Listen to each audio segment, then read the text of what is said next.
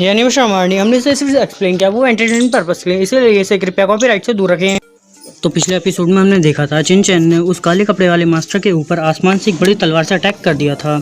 अब आगे एपिसोड शुरुआत होता है और हम देखते हैं वह अटैक उस मास्टर को लगने ही वाला था। वह अचानक से अपने सामने एक शील्ड क्रिएट कर लेता है जिससे वह उस अटैक से बच जाता है। वह खुशी हो रहा था, तभी चिनचैन उस पर एक और अटैक कर देता है जिसे वह अपनी पावर से रोक लेता है और कहता है तुम मुझे सिर्फ अपनी कल्टीवेशन से मारना चाहते हो, यह सिर्फ तुम्हारा सपना है और सपना ही रहेगा। तो चिनचैन कहता है मुझे लगा था मैं टोरिन शील्ड के अंदर छुप सकता हूँ और यहाँ सेफ रहूँगा, लेकिन तुम यहाँ भी आ गए। यह कहकर वो अपनी तलवार को आसमान में छोड़ देता है और उसे देखकर ब्लैक कपड़े वाला मास्टर कहता है ये लड़का डोजेन में प्रवेश नहीं करना चाहता, आओ और मुझसे लड़ो। इसके बाद चिनचैन अपनी स्वॉर्ड को अपने हाथों से कंट्रोल करने लगता है और उस पर सामने से अटैक करता है। वो मास्टर चिनचैन के अटैक को देखकर हैरान था। वह अपने टेंटिकल से उसे रोकता है लेकिन रोक नहीं पाता।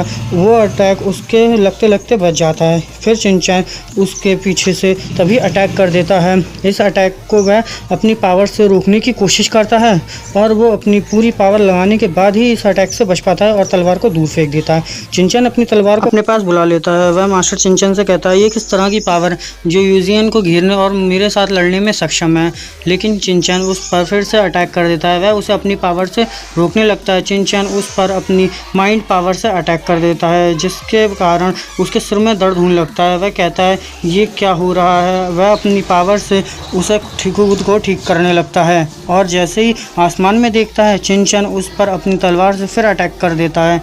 वो वहाँ से कूदकर उस तलवार से बच जाता है और कहता है तुम लड़ाई को अच्छे हो, लेकिन अगर तुम मुझे मारना चाहते हो तो ये बहुत बुरी बात है, क्योंकि मुझे ब्लड वॉर्म ह्यूमन डेमन के नाम से भी जाना जाता है और ये मैं तुम्हें अपने पावर का दिखाऊंगा कि मेरे पास ब्लड वॉर्म ह्यूमन डीमन की कैसी पावर है। ये कहते ही वह अपने पास से एक बोतल निकालता है और उसमें अपनी पावर्स को डालने लगता है। यह देखकर चिनचैन अपनी तलवार को अपने पास बुला लेता है। उस मास्टर की पावर की वजह से बोतल बड़ी होती जा रही थी और उसमें से बहुत सारे रेड इंसेक्ट निकलते हैं जो सीधे चिनचैन पर जाकर अटैक करने लगते हैं।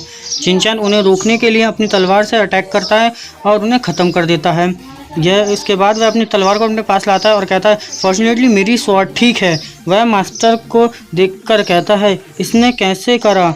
मास्टर कहता है अब लिटिल ब्रेड तुम्हारी बारी है। यह उसके इतना कहते ही बोतल में से बहुत सारे ब्रेड बाहर निकलकर चिनचैन पर अटैक करने चले जाते हैं।